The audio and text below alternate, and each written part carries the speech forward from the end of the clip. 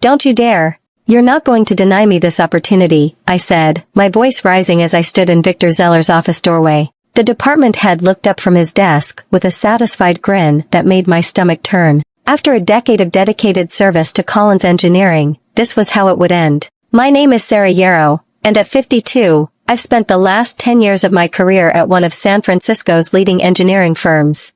Through 3 company restructures, 2 economic downturns, and countless late nights perfecting designs, I had proven myself invaluable, or so I thought. Sarah, please sit down. Victor motioned to the chair across from his desk, his voice carrying that rehearsed sympathy that HR must teach in management training. We're bringing in someone younger for your role.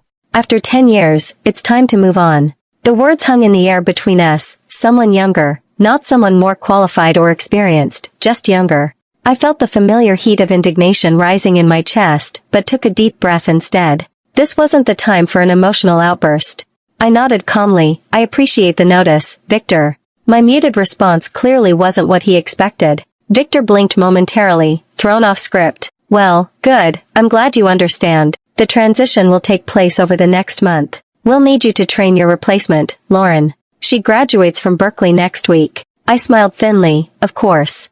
What Victor didn't know, what nobody in the department knew, was that the next board meeting would be special, very special indeed. Will there be a formal announcement? I asked, my voice steady. We'll announce it at the department meeting on Monday, Victor replied, already turning his attention back to his computer screen, dismissing me. HR will be in touch about your severance package. I stood up and smoothed my blazer. I see. And the quarterly board meeting is still next Thursday at 2 p.m.? Victor looked up, confusion flickering across his face.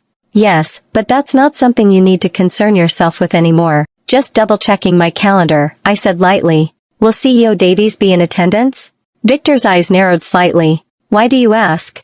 Just curious, I replied with a shrug. Well, I won't take up any more of your time. As I walked out of his office, I felt strangely calm. 10 years at Collins Engineering had taught me patience, resilience, and the importance of knowing when to speak and when to remain silent. The next board meeting would reveal everything, and Victor Zeller's smug satisfaction would evaporate faster than morning fog on the bay. Some secrets were worth keeping, even when you were being shown the door. As I walked back to my desk, I couldn't help but smile at the irony of it all. 10 years of dedication reduced to a casual dismissal in a 15-minute meeting. Yet, here I was, holding on to information that would completely flip the script. Everything okay? Asked Marcus, my colleague from the adjacent cubicle. His eyes held genuine concern. He'd seen too many people walk that same path from Victor's office, faces drawn with shock and disappointment. Never better, I replied, voice low enough to avoid attracting attention. Just the usual Friday drama. I hadn't told anyone about the private meeting with CEO Bethany Davies 3 weeks ago. It had been unexpected, a call directly to my personal cell on a Sunday afternoon while I was tending to my rooftop garden. Sarah, we need to talk about your future at Collins, Bethany had said, her normally formal tone relaxed and direct. Not at the office. Can you meet me at Bayview Cafe tomorrow at 7 a.m.? The memory of that morning was still vivid. Bethany had arrived early, securing a private corner table with a stunning view of the Golden Gate Bridge shrouded in morning mist. I'll get straight to the point, she'd said after we exchanged pleasantries. The board is restructuring our leadership approach. We've been watching your work on the Westlake project. Your innovative solutions saved us millions and impressed our biggest clients. I'd been preparing for bad news, not praise. Thank you. But we want you on the executive board, Bethany had continued, as our new chief operations officer. You understand both the technical and human elements of our business in a way nobody else does. The offer had been unexpected and overwhelming, a seat on the board overseeing all operational aspects of Collins Engineering, including Victor's department. Why me? I'd asked, still processing the magnitude of the opportunity. Because you see what others miss, Bethany had replied simply, and because it's time we had someone at the table who remembers what it's like to be in the trenches.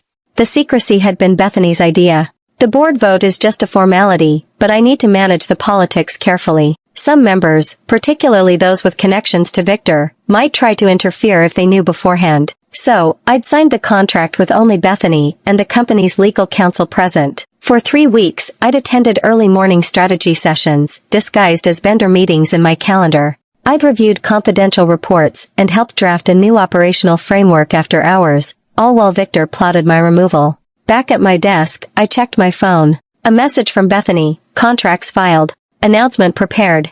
Still on for Thursday?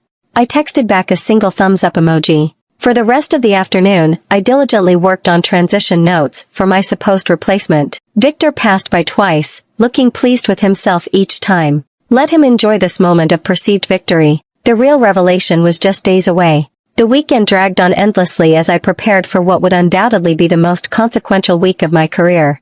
On Monday morning, I arrived at the office early, dressed in the same professional attire I'd worn for years, nothing that would signal the impending change in my status.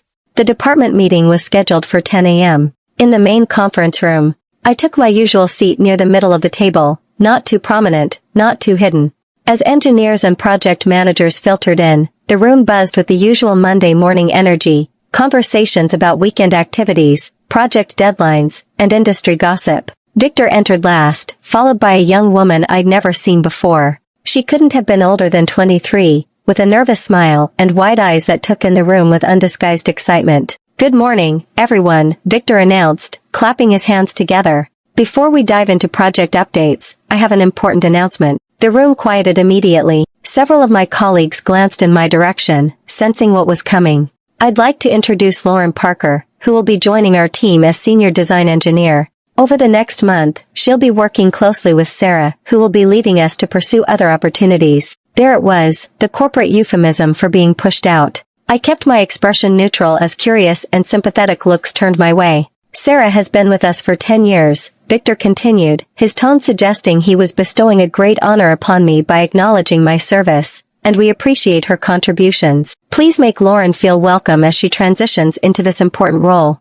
Lauren gave a small wave. "I'm really excited to join the team. I've heard so many great things about Collins Engineering." As the meeting progressed through project updates and quarterly targets, I noticed Victor watching me carefully, perhaps expecting an outburst or sign of distress. Instead, I participated normally, offering insights on my current projects and volunteering to help with a challenging client issue.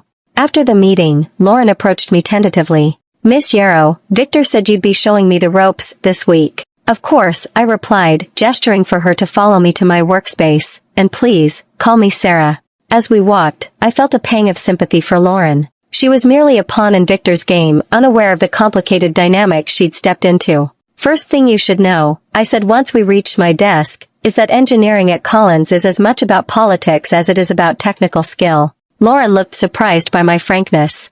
I thought it would be more merit-based." I smiled. "It should be. Maybe someday it will be again." The next 3 days passed in a blur of knowledge transfer sessions, project handoffs, and careful documentation of my workflow. Through it all, I maintained my professional demeanor, giving Lauren every advantage I could without revealing my true circumstances. On Wednesday afternoon, Bethany called a company-wide meeting for Friday morning, the day after the board meeting. The email mentioned exciting organizational changes and new leadership announcements. Victor read the message with a frown, clearly not privy to whatever Bethany had planned. "Do you know what this is about?" he asked me casually as he passed my desk.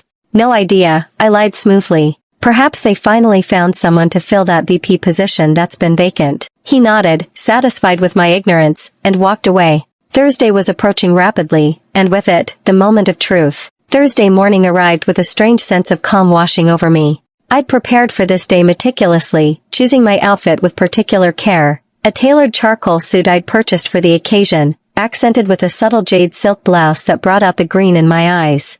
It was an executive look, though no one would question it as being particularly out of character for me. I arrived at work to find my going-away party in full swing, a sad spread of supermarket cupcakes and lukewarm coffee in the break room. My colleagues had signed a card with generic well wishes and memories of projects we'd tackled together. I accepted their condolences with grace, playing my part in this corporate theater. "We'll miss you around here," said Marcus, giving me an awkward side hug. "It won't be the same without your problem-solving magic." "Thank you," I replied, meaning it. Many of these people were genuine colleagues who had no part in Victor's machinations. "I'll miss this team, too." Victor stood at the edge of the gathering, checking his watch frequently. The board meeting was at 2 p.m., and as department head, he'd need to prepare his quarterly presentation. I knew exactly what was in it. I'd helped design the reporting framework years ago. "Sarah, could I see you in my office when you're done here?" he asked, not waiting for an answer before walking away. 15 minutes later, I sat across from him, watching as he shuffled papers on his desk. "I wanted to thank you for handling this transition so professionally," he said without looking up.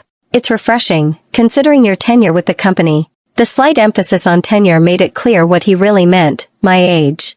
It seemed the appropriate response, I replied evenly. Victor finally met my eyes. "Your severance package is generous, 2 months' salary plus your unused vacation time. The paperwork will be ready for your signature tomorrow." "I appreciate that." He leaned back in his chair, curiosity finally getting the better of him. "I have to ask, you've been surprisingly calm about all this. Did you see it coming?" I allowed myself a small, enigmatic smile. "Let's just say I've learned to prepare for all contingencies in my time here." Victor's expression hardened slightly. "Well, company needs evolve. Fresh perspectives become necessary. I'm sure you understand." "Completely," I agreed. "Change is inevitable in any organization. Sometimes it comes from unexpected directions." His eyes narrowed at my cryptic response, but before he could press further, his phone buzzed with a reminder. "I need to prepare for the board meeting." "Of course," I said, standing to leave. "Good luck with your presentation." I've always found the board to be quite attentive to details. As I walked out, I could feel his eyes on my back, a new uncertainty in his gaze. My calm acceptance had planted a seed of doubt, exactly as I'd intended. Back at my desk, I fielded a text from Bethany, "Conference room A, 1:30. Come through the executive entrance." I spent the next 2 hours meticulously organizing my desk, backing up personal files, and creating detailed instructions for Lauren. To anyone watching, I was simply being thorough before my departure.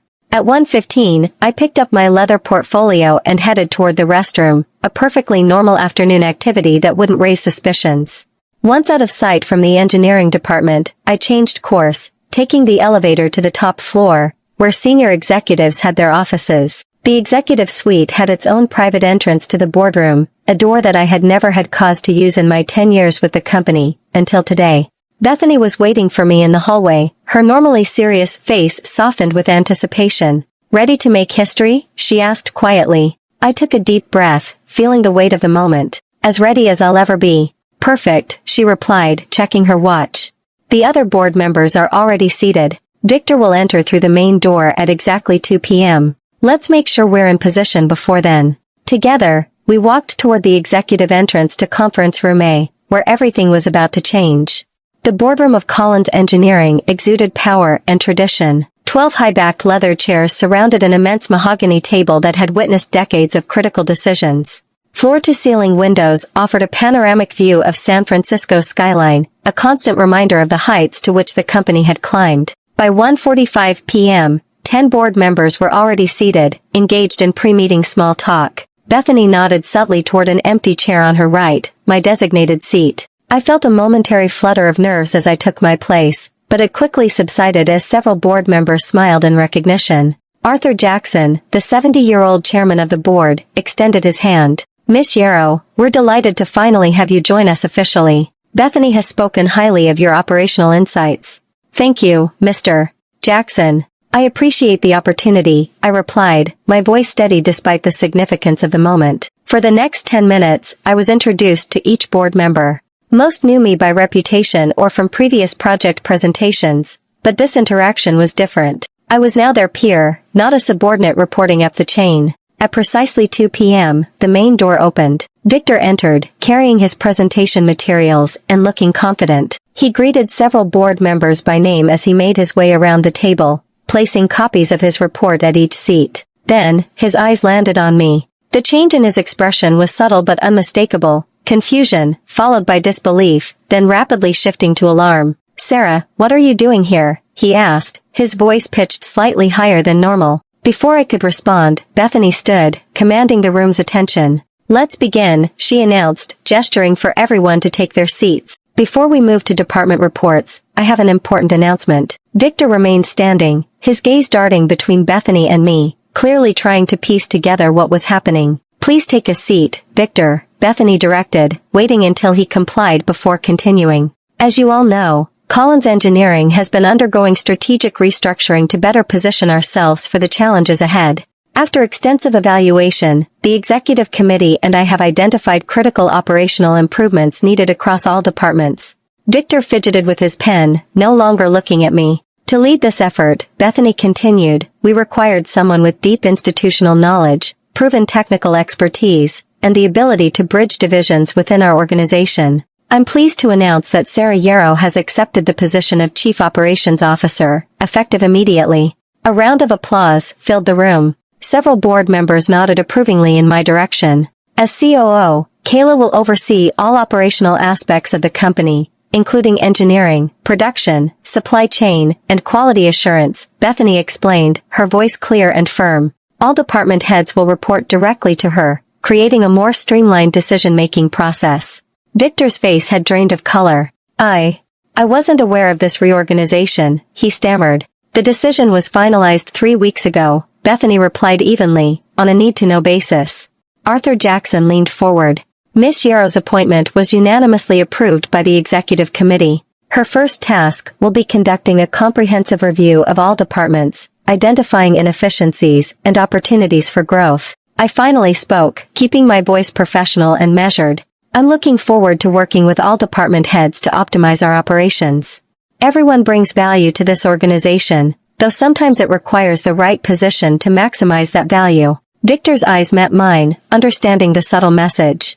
His department was under my purview now. His decision to replace me would be subject to my review. Now, Bethany said masterfully, moving the meeting forward, let's proceed with the quarterly reports. Victor, I believe you're first. Victor stood on unsteady legs, fumbling with his presentation materials. The competent department head who had dismissed me days earlier was gone, replaced by a man suddenly questioning every decision that had led to this moment. Before you begin, I interjected gently, I'd like to discuss the staffing changes you proposed earlier this week. Perhaps we should revisit some of those decisions. The silence that followed was profound. Victor cleared his throat, a bead of sweat visible on his temple. Perhaps we should discuss departmental staffing after the meeting, he suggested, his voice strained. Actually, I replied, maintaining a neutral tone, since it affects the quarterly projections you're about to present, we should address it now. I turned to the board. Victor has proposed replacing our senior design engineer, the position I held until today, with a recent graduate who has no industry experience. Several board members exchanged concerned glances. The Westlake project is entering its most critical phase, I continued. Changing key personnel now creates unnecessary risk to both timeline and budget. Arthur Jackson frowned. Is this accurate, Victor? The Westlake contract represents 20% of our annual revenue. Victor's presentation folder trembled slightly in his hands. I believed fresh perspectives would benefit the team, he said, the words sounding hollow even to his own ears, but obviously, with a new organizational structure, we can reassess. Indeed, I agreed. In fact, I've already spoken with Julia Carr about stepping into the role. Her 15 years of experience and familiarity with the Westlake specifications make her the logical choice. Bethany nodded approvingly. Julia is an excellent engineer. I support this decision. The look of defeat on Victor's face was unmistakable, but he managed to proceed with his quarterly report. His usually competent delivery was replaced by hesitation and frequent references to notes. When he finished, the questions from board members were pointed and occasionally critical, a stark contrast to the easy reception he typically enjoyed. As the meeting progressed through other departmental updates, I made careful notes and asked thoughtful questions that demonstrated my comprehensive understanding of the company's operations. By the time we reached new business items, the dynamic in the room had shifted palpably. Board members increasingly directed their questions to me rather than Bethany or the department heads. Near the meeting's conclusion, Bethany introduced another agenda item. As part of our restructuring, we'll be reviewing each department's age demographics and succession planning strategies. Recent data suggests our most innovative solutions have come from cross-generational collaboration. She displayed a slide showing productivity metrics across different age groups. As you can see, teams with age diversity consistently outperform homogeneous groups. Kayla will be leading an initiative to ensure we maintain a healthy age distribution throughout the organization. I caught Victor's eye across the table. Experience and fresh perspectives both have value when properly integrated, I said. I look forward to working with all department heads to optimize their team compositions. The meeting adjourned at 4:30 p.m. As board members gathered their materials and engaged in post-meeting conversations, Victor approached me cautiously. Congratulations on your promotion, he said stiffly. Had I known, you'd have made different decisions, I finished for him. I understand completely. He nodded uncomfortably. About Lauren. She's talented but inexperienced, I said. I think she'd benefit from our junior engineer development program rather than being thrown into a senior role prematurely, don't you agree? Victor knew he had no choice. Of course. I'll inform her of the change. No need, I replied. As COO, I should welcome all new employees personally. I'll meet with her tomorrow to discuss her actual role and set appropriate expectations. Bethany joined us, effectively ending the conversation. Sarah, the executive team is gathering for dinner at Bayside Restaurant at 7. We'd love for you to join us. I'd be delighted, I said, collecting my notes. As Victor walked away, Bethany watched him with a calculating expression. He'll either adapt or find himself increasingly marginalized, she observed quietly. Everyone eventually faces the consequences of their decisions, I replied, some sooner than others.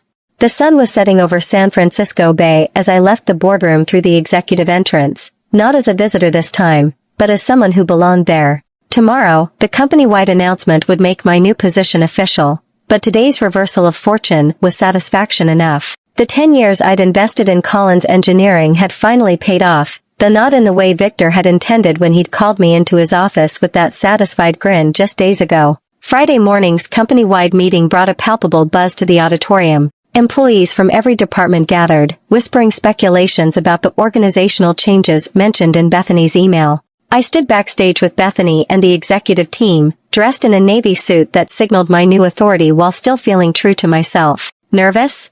Bethany asked, straightening her blazer. Surprisingly, no, I replied. It feels right. At exactly 9 a.m., Bethany took the stage to enthusiastic applause. I watched from the wings as she outlined Collins Engineering's vision for the future, emphasizing innovation, collaboration, and strategic growth. To lead us through this next chapter, Bethany announced, I'm pleased to introduce our new Chief Operations Officer, Kayla Yarrow. As I walked onto the stage, the reaction was immediate and overwhelming. Engineers who had worked alongside me for years stood in applause. Project managers who had seen my solutions save impossible deadlines cheered. Even the administrative staff, with whom I'd always maintained respectful relationships, showed their approval. Victor sat in the third row, clapping mechanically, his expression unreadable. Thank you, I began, waiting for the applause to subside. For 10 years, I've had the privilege of solving problems at Collins Engineering. Today, I'm honored to help shape our collective future. I outlined my vision for operational excellence, emphasizing collaboration across generations and departments. Experience and fresh perspectives both have tremendous value, I said, making brief eye contact with Victor. Our strength lies in harnessing both. After the presentation, employees approached to offer congratulations. Lauren, looking slightly confused, waited until most had dispersed. Miss Yarrow. Sarah, she began tentatively, I'm a little unclear about my position now. I smiled reassuringly. Let's meet in my office in an hour. I think you have great potential, just not in the role Victor originally proposed. As the crowd thinned, I spotted Marcus, giving me a knowing grin and a thumbs up from across the room. Perhaps he'd suspected something all along. The transition into my role as COO happened more smoothly than anyone might have expected. By Monday morning, I had moved into the executive suite on the top floor, a spacious corner office with windows overlooking the Bay Bridge. The contrast to my former cubicle was striking, but I made sure to bring along the small jade plant that had survived 10 years of engineering crises with me. Some continuity was important. My first official week was packed with meetings, getting to know each department head personally, reviewing ongoing projects, and assessing operational bottlenecks. I made a point of being visible throughout the building, visiting departments, and speaking directly with employees at all levels. This wasn't just good leadership, it was a message that the barriers between executives and staff were being dismantled. Victor had been notably subdued. Our first one-on-one meeting had been brief and focused strictly on his department's metrics. He avoided direct eye contact and kept his responses clipped and professional. I neither gloated nor referenced our previous dynamics, treating him with the same respectful professionalism I showed all department heads. On Friday afternoon, Bethany stopped by my office with 2 cups of coffee. So, 1 week in, how does it feel? She asked, settling into the chair across from my desk. Challenging, in all the right ways, I replied honestly. There's so much opportunity for improvement. She nodded, looking pleased. The board is impressed with your approach so far. Arthur Jackson specifically mentioned your talent for asking the right questions. I've had years to think about what I'd do differently if given the chance, I admitted. Bethany smiled knowingly. That's exactly why you were the right choice. Oh, and I thought you'd want to know, Victor has requested a transfer to our Seattle office. Running away? I asked, raising an eyebrow. He claims it's for family reasons, Bethany replied, but we both know better. I considered this news thoughtfully. Let's approve it. Sometimes a fresh start benefits everyone. Bethany raised her coffee cup in a small toast. Spoken like a true executive.